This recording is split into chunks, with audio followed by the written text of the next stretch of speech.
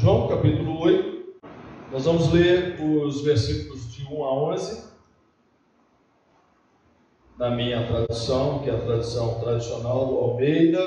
Está escrito assim: Jesus, entretanto, foi para o Monte das Oliveiras. De madrugada, voltou novamente para o templo, e todo o povo ia ter com ele, e assentado os ensinava. Os escribas e fariseus trouxeram à sua presença uma mulher surpreendida em adultério, e fazendo-a ficar de pé no meio de todos, disseram a Jesus: Mestre, esta mulher foi apanhada em flagrante adultério, e na lei nos mandou Moisés que tais mulheres sejam apedrejadas. Tu, pois, que dizes?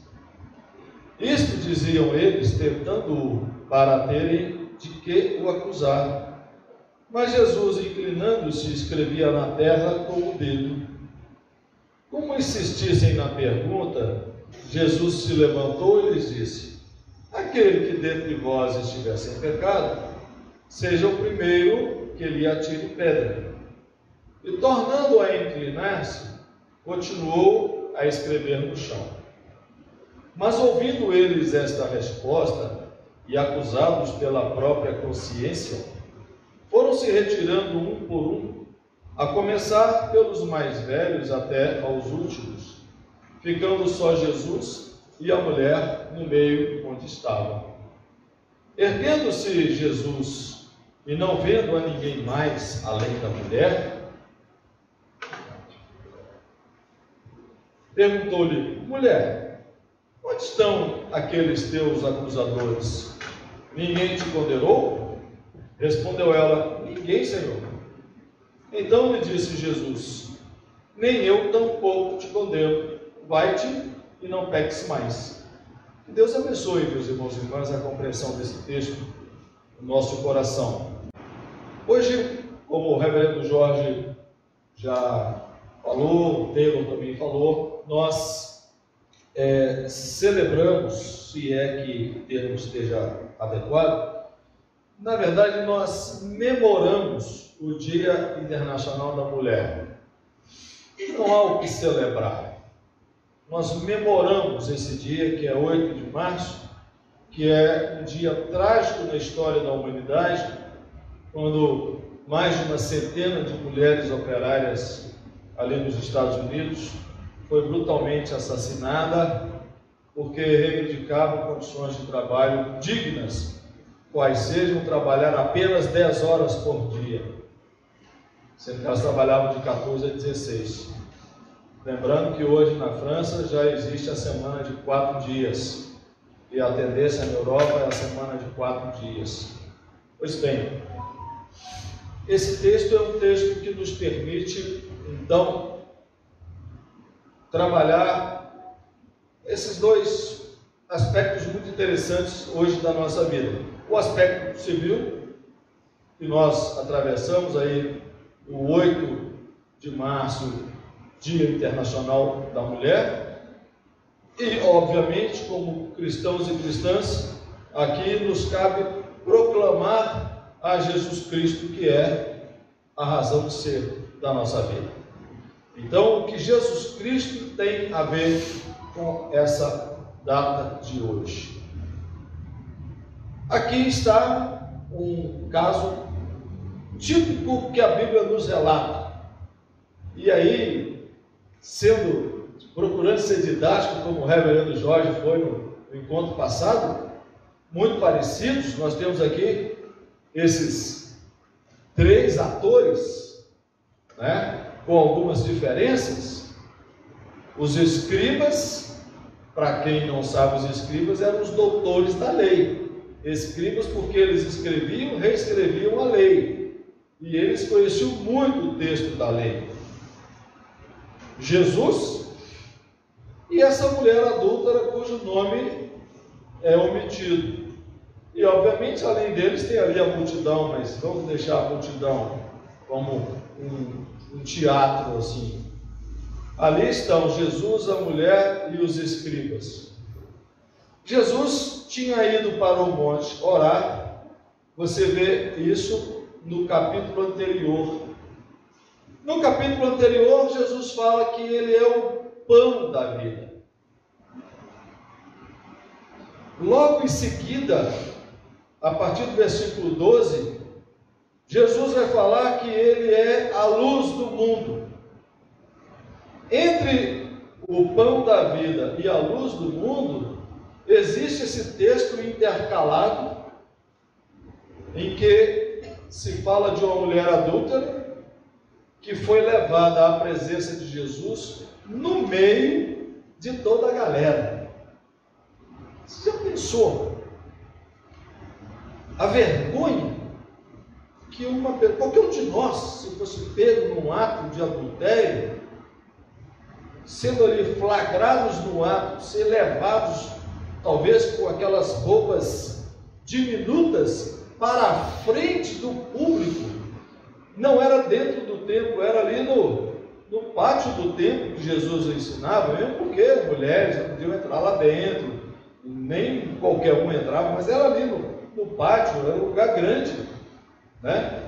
Levaram na presença de Jesus. Jesus levantou de manhãzinha, cedinho, e foi para lá, e já a turma, querendo pegar Jesus, levou essa mulher, talvez em roupas menores. Imagina a condição dessa mulher na frente daquela homaiada toda, sangrenta, doida para poder exercer ali a justiça. E Jesus, então, é mais uma vez tentado. Mestre, já com ironia, porque mestre coisa nenhuma, queria era matá-lo. Mestre, essa mulher foi apanhada em flagrante adultério. Moisés manda que ela seja apedrejada. E tu o que dizes? Primeiro, mentirinha. Moisés não manda que a mulher seja apedrejada. Deuteronômio 22 a 24, que eu citei aqui há poucos dias em outro sermão, Deuteronômio 22 a 24, fala que os dois, nenhuma mulher adultera sozinha não, comete adultério com outra pessoa. Então, primeira coisa, só aquela mulher foi levada ali. Jesus abaixa-se e começa a escrever na areia. A curiosidade de saber o que Jesus estava escrevendo ali, sabe? Daria assim, talvez seja o grande mistério teológico. O que Jesus escrevia ali naquela areia? Eu chego a pensar que Jesus escrevia ali na areia duas sentenças que estão aqui nesse texto. Primeira sentença é: quem não tem pecado, atire a primeira pedra. Talvez ele tivesse escrito isso lá, mas a turma foi ficando: mestre, nós estamos falando com você, você está escrevendo. Os escribas fizeram isso porque eles queriam, se Jesus disse, beleza, a lei manda, taca a pedra nela, ele ia falar assim: ele não é tão bonzinho assim, não teve misericórdia dessa mulher. Não fala que ele é um bom homem, mas aqui não teve misericórdia, consentiu que a gente matasse essa mulher. E se ele dissesse: não, o que vocês vão fazer isso? Ele estaria contrariando a lei, porque a lei manda que o adúltero seja apedrejado.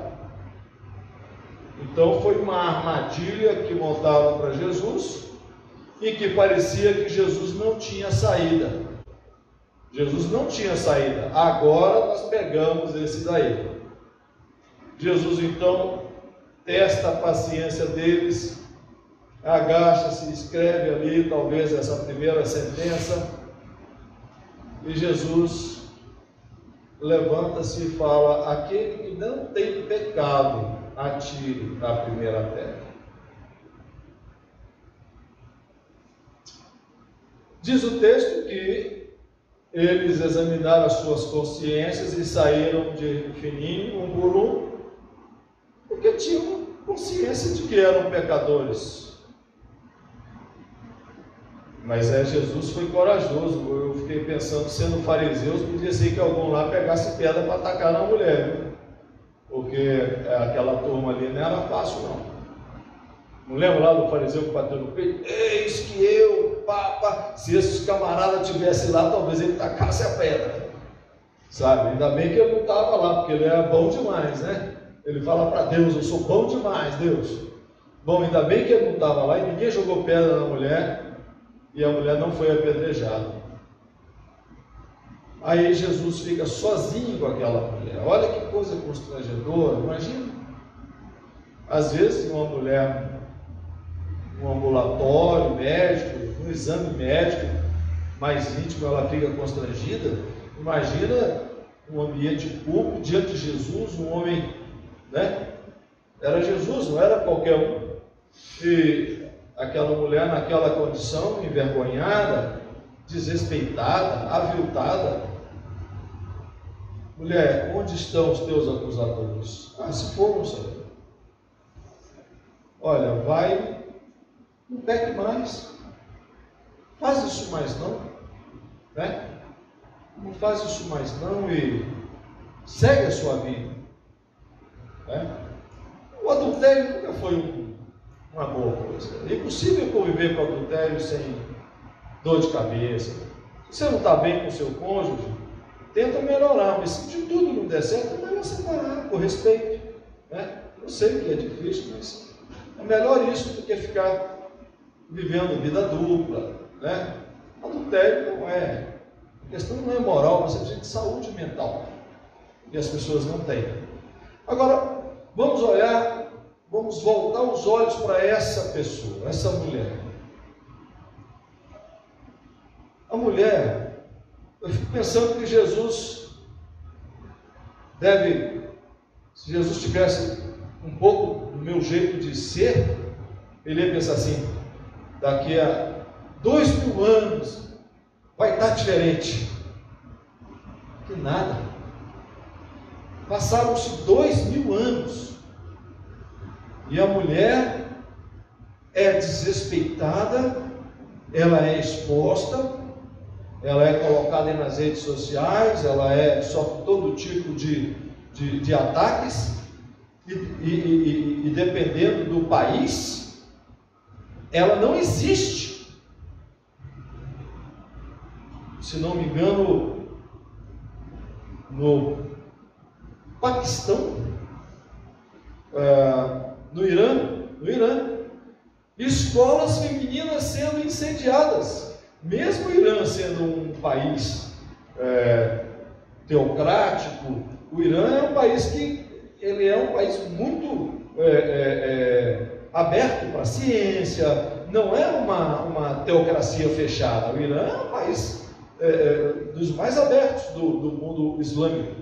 Lá a mulher pode estudar, mas começaram a atacar, ferir, botar veneno na comida das meninas, né? Por quê? Radicais islâmicos são contra a instrução das mulheres. O que dizer agora do Afeganistão, que voltou à barbárie, não permitindo à mulher o exercício da sua profissão? Mulheres juízes tiveram que deixar de ser juízes, mulheres promotoras, mulheres jornalistas tiveram que abandonar seus postos e voltar para casa para cumprir a sua nobre missão de criar e procriar, cozinhar e cuidar do marido. Estamos falando hoje, século 21. Então vamos falar das democracias. Vamos para o Brasil. Minas Gerais mata uma mulher por feminicídio a cada 2 dias. Mais de 180 mulheres, são os casos notificados, fora os não notificados, de mulheres mortas por feminicídio, porque o cidadão é mau perdedor, ele não aceita tomar um pé no traseiro, porque ele quer levar a vida dele do jeito que ele quer e acha que a mulher tem que aguentar aquilo tudo. E quando a mulher decide, ele não aceita, porque é o orgulho do macho foi ferido. Vai à igreja. E aprendeu na igreja muito disso. Porque aprendeu erroneamente na igreja que a mulher deve ser submissa ao marido. Que a mulher tem que submeter-se. E isso é tão sério, mas tão sério, que eu fiz uma celebração de bodas de prata de uma sobrinha minha, presbiteriana, não da nossa IPU, mas da nossa antiga igreja de origem, em que eu dei toda a evidência de que em Cristo homem e mulher são um só, está no texto bíblico, que as decisões dos casais, para serem decisões permanentes e duradouras, devem ser decisões consensuais, em que um escuta o outro, a outra, e aí o casal é feliz. Por isso que aquele casal está tendo longevidade no seu casamento. Depois que eu falei, o pastor da igreja dela, um colega meu presbiteriano, veio à frente e virou para mim: na Bíblia está escrito que a mulher deve ser submissa ao marido, e é assim que nós praticamos, assim que nós entendemos. Vergonha para ele, porque depois veio todo mundo e falou assim: ah, pastor, que coisa feia que aquele outro falou, né? Ué, meu filho, mas ele deve achar que ele está sendo leal ao texto que eu vilipendiei no texto bíblico. Porque quando diz que a mulher deve ser submissa ao marido e o marido amá-la como Cristo amou a igreja, eu prefiro ser submisso a Cátia e ela me ama como Cristo amou a igreja. Porque o meu dever para com ela é extremamente grande. Então, esse tipo de cultura, em que hoje pela manhã a nossa pregadora, uma mulher usada por Deus, né?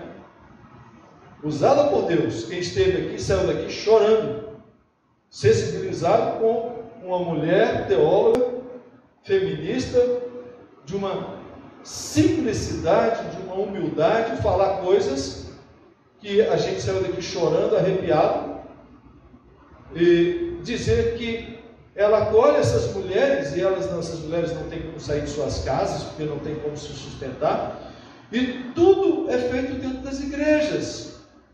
E as igrejas geralmente são presididas por quem? Por homens, que dizem para as mulheres: calma, irmã, nós vamos orar,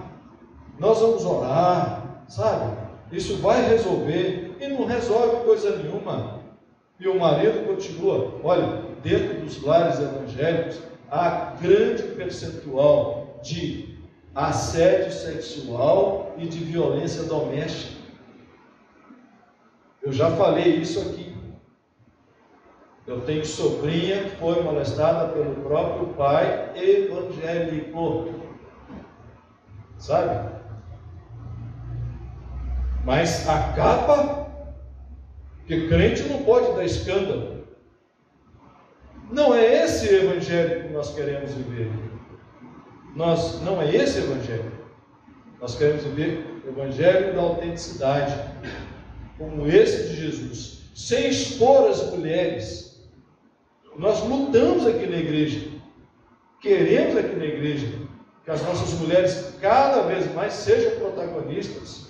Queremos ter um conselho igualitário, de metade mulher, metade homem, pedindo a Deus que nos mande aí uma pastora, né? Porque é importante essa visão do mundo da igreja a partir do olhar da mulher. Jesus falou então antes que ele era o pão da vida. Logo depois desse texto, Jesus falou: eu sou a luz do mundo. Meu apelo hoje é que esse encontro de Jesus com os escribas, Jesus lançou luz sobre a ignorância deles, sobre o preconceito deles, sobre o machismo deles, sobre a prepotência deles, sobre a arrogância deles. E o que eu espero é que Jesus lance luz sobre a nossa pobreza, a nossa incapacidade de perceber o que está acontecendo ao nosso redor, a nossa incapacidade de ver o que acontece e trabalhar isso para as nossas vidas, começar essas mudanças nas nossas vidas, a começar por não dizer que eu ajudo em casa, né? Porque não ajuda. A casa é o ambiente comum do marido, da mulher, dos filhos, das filhas, é todo mundo. Há uma divisão de tarefas em casa, e é bom que seja assim.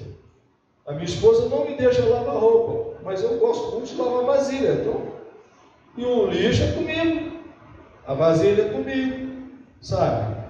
E ela não deixa lavar roupa. Até que eu queria ir lá aprender, mas pelo menos a gente pega a roupa e bota no varal juntos, né? Ou seja, eu sei que nem todo casal tem a possibilidade de fazer essas coisas juntos. Eu sei que muitas vezes o marido e a mulher estão fora de casa, chega em casa no final do dia arrebentado, quer mais é descansar um pouco e tal. Eu sei, não estou aqui dizendo que você, mas em algum momento você pode dizer assim: amor, deixa aí essas vasilhas que eu vou lavar. O banheiro esse final de semana é por minha conta, eu vou lavar, sabe? Ou seja, é possível que essa luz que Jesus trouxe mostre para nós que não há essa diferenciação entre homem e mulher, não há nenhuma relevância. E a nossa querida pastora, a Bebel Lourenço, ela trouxe lá da teologia do hebraico a compreensão do que é o Adão, né? Não é o homem, o Adão é a humanidade, e nos ajudou muito a entender que Deus criou a humanidade. É claro que aquele relato do Gênesis é maravilhoso, ele é didático, ele é riquíssimo e ele há de ser preservado, óbvio. Mas esse Jesus que lança luz na ignorância daqueles escribas e fariseus que queriam detonar, ou melhor, lapidar aquela mulher, né? Jogar pedra nela, que lance luz sobre nós. Eu não vou viver 2000 anos, mas eu peço a Deus que não dure mais 2000 anos essa nossa ignorância, essa nossa beligerância, essa nossa forma de tratar as mulheres. Que não haja mais nenhuma mulher morta porque o cidadão tomou um pé no traseiro, às vezes bem tomado, e aí, mal perdedor, ele quer, se não pode ser feliz, não pode ser minha, não vai ser de ninguém. É assim, né? E nós mesmos vamos reaprendendo, sabe? É o famoso já tive mulheres da música. Já tive, não teve nenhuma. Mulher não é sua, companheiro. Mas quantas vezes a gente já cantou? Já tive mulheres? Não teve, né? Eu amo Nelson Gonçalves, eu vou escutar Nelson Gonçalves, quando eu escuto assim, a mulher é total propriedade do homem, né? Chico Buarque hoje não canta mais algumas músicas que ele compôs, que fala da mulher como um objeto. Que bom, o Chico não canta mais. É preciso fazer essa revisão mesmo. Que bom que a gente está fazendo essa revisão, porque não dá, sabe? Então, assim, que Deus nos abençoe, lançando luz sobre isso, e a gente possa ir revisando, como Jesus revisou a lei. Jesus revisou a lei. Jesus, cercado ali pelos escribas, agora pegaram Jesus. Se fala para apedrejar, ele não é tão bom quanto dizem. Se fala para não apedrejar, ele está transgredindo a lei. Agora Jesus está encalacrado. Só que Jesus é Jesus, né? Não é nós, né? Jesus é Jesus. Jesus fala: quem não tem pecado, atira a primeira pedra. Que ele lance luz sobre nós e que a gente possa aprender um pouquinho só, e essa mudança começar, mesmo devagarinho, nas nossas vidas, para que a gente seja uma sociedade justa, igualitária, uma sociedade feliz, um verdadeiro reino de Deus, que Deus estabelecerá entre nós. Começou, mas ainda não Não é, pastor Jorge? Sempre gosta de falar assim, né? Vamos ficar de pé? Eu desejo que você tenha uma ótima semana, sabe? Desejo que você seja muito feliz. Como eu gosto sempre de dizer lá do Barão Vermelho, desejo que você ganhe muito dinheiro, mas que pela mesma vez você diga a ele quem é o dono de quem, sabe? Então eu desejo que você tenha uma semana muito feliz, abençoada, que você se encontre, que você tenha sua autoestima levantada, que você lembre-se desse Deus que está sempre do seu lado. Que a graça de nosso Senhor Jesus Cristo e o amor de Deus, nosso Pai, e a doce comunhão com a Ruá de Deus, Espírito Santo, que é mãe, protetora, seja com você, minha irmã, meu irmão, hoje e até o dia do nosso Senhor Jesus Cristo. Amém.